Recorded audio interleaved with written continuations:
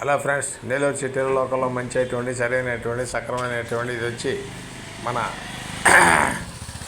ఇది వచ్చి మన బాలాజీ నగరు నవాబపేట సెంటర్లో వస్తుందండి. బాలాజీ నగరం నవాబపేట సెంటర్లో వస్తుందండి. చాలా బాగుంటుందండి ఐటమ్.